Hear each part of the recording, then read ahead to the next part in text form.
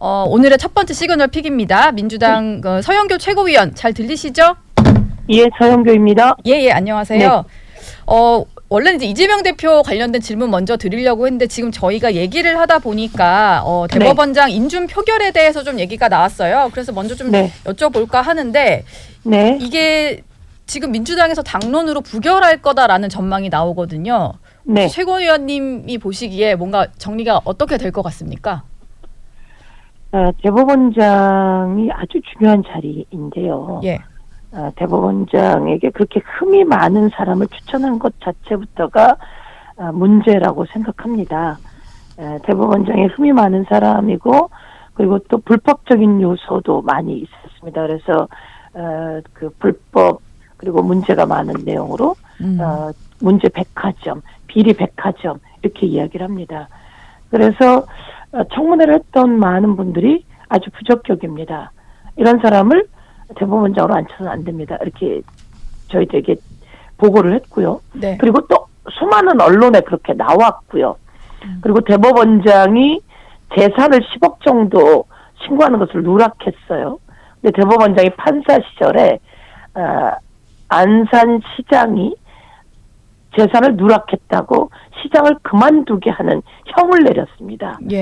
자신도 그렇게 해왔고 그런데 이번에 그것에 대해서 질문을 하니까 법을 잘 몰랐다 이렇게 얘기를 하는데 이건 또 거짓말이 되는 거죠. 이런 문제점이 많으면서 대법원장은 부적격이다라고 판단을 했고요. 이것을 당론으로 할 것이냐라고 하는 제안도 있었습니다. 그러나 이에 대해서는 좀 더 논의하자.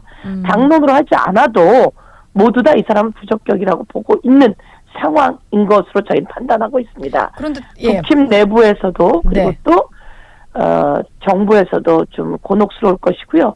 특히 문제는 법원 내부에서도 대법원장감이 아니다라고 하는 의견이 많은 상황입니다.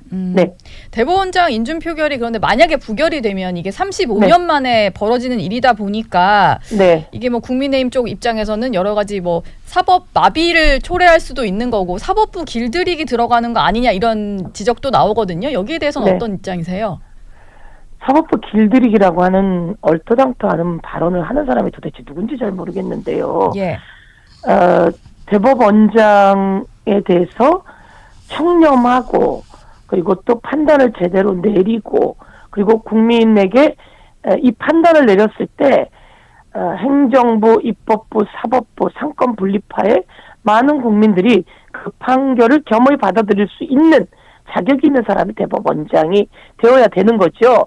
그런데 대법원장을 이렇게 비리가 많고 불법의 소지가 있고 또 역사적인 문제도 제대로 답변하지 못하는 사람을 그 대법원 내부에서 인정받지 않는 사람을 대법원장으로 추천한 것이 35년 만에 잘못된 일이다. 이렇게 말씀드리겠습니다. 추천 자체가 35년 만에 잘못된 일이다. 윤석열 대통령이 사법부까지 손안에 집어넣고 자기 마음에 드는 꼭두각시를 쓰려고 하면 안 된다.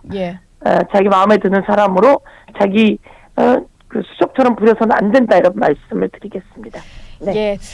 민주당 상황으로도 좀 여쭤봐야 될 것 같은데 이재명 대표가 언제쯤 당무에 복귀할지가 이제 관심인데요. 뭐 이르면 내일 할 거라는 기사가 며칠째 좀 나오고 있는 상황이거든요. 최고위원님 보시기에 언제쯤 복귀를 할 걸로 보십니까? 병원의 판단이 제일 중요한 것 같습니다. 사실은 아주 오랜 기간 단식을 해왔고 몸이 많이 힘든 상황이기 때문에요. 그 단백질까지 빼서 에너지원으로 써서 몸이 많이 망가진 상태이기 때문에 이것을 복원하는 데는 병원의 결정이 중요하고요. 병원은 좀 더 치료받아야 된다라고 하는 말씀입니다. 그래서 당무 복귀는 조금 더 지나게 될 가능성이 높고요. 그러나 주요한 부분에 대해서는 보고도 받고 또 여러 가지도 판단할 수 있고 그래서 지금은 일부 중요한 것들은 하고 있다라고 보시면 될 것 같고요. 정식으로 이제 당무를 복귀하는 것은 다음 주는 지나야지 될 것 같다 이렇게 말씀드리겠습니다. 다음 주가 지나야 된다는 말씀은 그럼 강서구청장 보궐선거 이전에 뭔가 현장에 선거 유세를 나가거나 이런 일정은 좀 불가능하다고 보시는 거죠? 당무 복귀와 현장에 다녀오는 것은 또 다를 수 있습니다. 그래서 지금 이제 보도 나오거나 뭐 이렇게 취재하거나 뭐 이랬다 그러면서 여러 가지 이야기가 있는데요. 네. 강서구청장 선거가 아주 중요하기 때문에 강서구청장 진교훈 후보도 병원에서 직접 만났고 또 저희 최고위원들도 병원에서 직접 만나서 강서구청장 선거에 올인해 주십시오. 많은 분들이 나와서 강서구청장 선거에 승리하게 해 주십시오라고 요구하셨고요. 그리고 강서 구민들에게 전하는 메시지도 보내시게 될 거고요.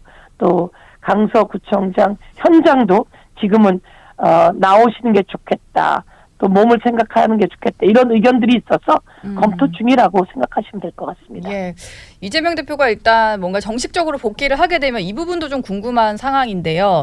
당내에서 네. 일단 이 대표의 체포동의안 가결표를 던진 의원들에 대해서 실제로 당원들 같은 경우도 뭐 징계 요구를 하는 목소리도 높기도 하고 지도부에서도 그런 얘기들이 나오는 걸로 아는데 이 대표가 어떤 조치를 취할지가 좀 관심이거든요. 최고위원님은 좀 어떻게 해야 된다 이렇게 생각하십니까? 우선 아까 이제 강서 선거를 하나 먼저 잠깐 놓친 말씀드리면요. 예. 이재명 대표가 사실은 무기한 단식을 하기 시작하게 된 게 제일 중요한 건 최수근 상병 사망 사건에 대통령실이 개입하면서 이종석 국방부 장관이 사건을 수사를 뒤집은 정황이 되게 크게 작용했습니다. 네. 그래서 대통령실이 최수근 상병 사망 사건 수사 과정에 개입한 의혹에 대해서 문제 제기를 하기 시작했고요. 홍범도 장군 역사 지우기, 그다음에 후쿠시마 오염수를 방류하면서 미래 세대에 대해서 큰 위협을 가하게 되는 등에 대해서 문제가 컸습니다. 그래서 무기한 단식을 하게 되었고요. 네. 그래서 이번 강서구청장 선거는 그런 모든 것을 다시 제자리로 돌려놓을 수 있는 중요한 계기가 되는 선거입니다. 그래서 이 계기가 되는 선거에 꼭 승리해야 된다라고 생각하고 네. 거꾸로 간 대한민국을 다시 제자리로 돌려놓기 위해서는 강서 구민들이 철저하게 진교훈 기호 1번의 승리를 만들어주시길 간절히 요청드리고 있다라는 말씀드리고요. 네. 그런 과정 속에서 단식을 계속했고 그리고 그럼에도 불구하고 검찰 독재가 검찰을 이용해서 체포영장을 병원으로 이송되는 날 발부하게 됐습니다. 그래서 우리는 부결을 요청했고 그런데 당 내부에서 일부가 가결의 표를 던지게 되었죠. 네. 그래서 저희는 이 부분에 대해서 해당 행위라고 정하게 되었는데요. 그런데 이제 가결을 다 찾아내는 것도 쉽지 않은 일이고요. 네. 지금은 제일 중요한 것은 윤석열 정권의 폭주를 막고 후쿠시마 오염수 방류를 막고 쓰러져가는 민주주의를 막고 이번에 제일 중요한 건 또 경제입니다. 네. 경제가 IMF 때보다 더 어려운 상황이다라고 이야기를 합니다. 네. 이거를 막기 위해서 윤석열의 폭주를 저지시키는 게 가장 큰 일이기 때문에 우선 이재명 대표는 당 통합 그리고 당이 하나 된 목소리로 윤석열 정부와 싸워나가는 일들에 매진을 하게 될 것입니다. 그 과정 속에서 가결한 행위는 해당 행위로 정했고 그러나 이 자체의 중심을 두고 가기보다는 예. 통합을 기치에 내걸고 윤석열 정부 폭정을 맞아 나가는 일에 앞장서게 될 것이고요. 네. 그리고 또 그럼에도 불구하고 해당 행위가 계속 진행되는 부분들이 없지 않아 있습니다. 이 부분에 대해서는 뭐 절차가 있으니까 그런 절차에 따라서 진행돼 나갈 것이다라고 보면 되겠습니다. 절차라고 하시는 거는 당 윤리심판원에 뭐 제소를 하는 문제 뭐 이렇게 이해를 하면 될까요? 지금도 예를 들면 뭐 문제가 있는 분들에 대해서 네. 그 당원들의 청원들이 올라오고 있습니다. 당원들의 청원들에는 5만 이상의 서명이 있으면 답변을 해야 합니다. 네. 그럼 이 답변들에 대해서는 당이 갖고 있는 시스템에 따라서 뭐 이게 감정적으로 대응하고 이런 것보다는요. 시스템에 따라서 운영될 것이다. 말씀드리고 그 시스템 중에 하나가 윤리심판원 시스템도 있는 것이다. 네. 말씀드리겠습니다. 그런데 네. 아까 말씀하셨던 것 중에 가결표 의원에 대해서 뭔가 뭐 네. 색출을 하거나 이런 것보다는 통합행보를 할 것처럼 말은 하셨는데 그래도 네. 실제로 이후에도 벌어지는 해당 행위에 대해서는 시스템으로 조치를 해야 된다고 하시는 거 보면 뭔가 네. 가결 이후에 현재에도 당내 해당 행위가 벌어지고 있다 이렇게 보시는 건가요? 예를 들면 가결을 던진 이유는 이재명을 탄핵한 것이다. 네. 이런 표현은 또한 그 당내에서는 해서는 안 되는 일들이거든요. 예. 이런 것들에 대해서 당원들의 청원이 있었고요. 그래서 이에 대해서는 시스템의 절차에 따라서 운영될 것이다. 이런 말씀을 드리는 겁니다. 예. 마지막 네. 질문을 좀 드리려고 하는데요. 네. 요즘에 보니까 인터넷상에는 수박 그 당도 감별 사이트다. 그러니까 지금 이른바 이제 민주당 내의 어떤 이재명 대표 지지층에서는 약간 좀 이탈하고 있는 뭐 비명계를 칭하기로 뭐 수박이다 얘기를 하잖아요. 근데 뭐 당도 체크까지 하는 예를 들면 지금 어떤 표결에 어떤 식으로 투표를 했느냐에 따라서 약간 이렇게 당도까지 따지고 있는 상황인데 그리고 비명계 의원들을 상대로 뭐 살해 협박을 한다든지 아니면 이제 엄청난 협박 문자를 보내든지 이런 일들까지 벌어지고요. 근데 이게 당 지도부 차원에서 어떤 식의 언급도 없는 것 같아서 자제를 좀 요청해야 되는 게 아니냐 이런 얘기들이 있거든요. 언급도 없는 것이 아니고요. 예. 살해 협박은 잘못된 거죠. 그것은 불법입니다.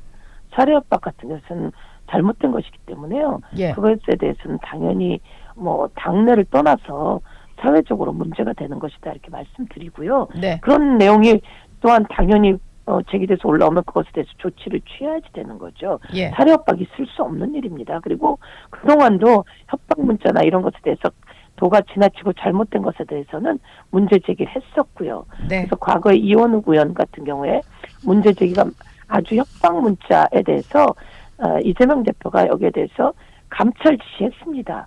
감찰 지시했는데 이제 당원이 아니었더라고요. 그래서 당원이면 당연히 출당 조치, 징계 조치 들어가는데 당원이 아니라 징계를 하지 못했을 뿐이고요. 네. 그런 문제에 대해서는 당에서 할 수 있는 일들에 대해서는 당들이 조치를 해나가야지 되는 것이다. 이렇게 말씀드리고요. 네. 뭐 당도 이런 거는 그 민간에서 해나가는 뭐 그런 일들이라서 저희들이 더 살펴보는 형태를 취하겠다 말씀드리고요. 지금 중요한 것은 이제 경제는 최악인 상황입니다. 네. 지금 저희가 제일 중요하게 여기는 것은 이번에 정기국회입니다. 그리고 국정감사입니다. 정기국회 국정감사 그리고 또 예산이 있습니다. 그런데 이런 것들을 위해서 이재명 대표가 윤석열 대통령 여야 영수회담 해야 된다. 그러니까 이재명 대표가 대통령에게 회담하시자. 그래서 이런 거 다 지켜내야 되는 거 아니냐라고 이야기하고 있는 것이고 네. 민생을 위해서 대통령이 좀 더 국회하고 대화하는 모습을 갖춰야 됩니다. 그런데 국회를 향해서 뭐 이 새끼 저 새끼 욕했던 시절도 있지 않습니까?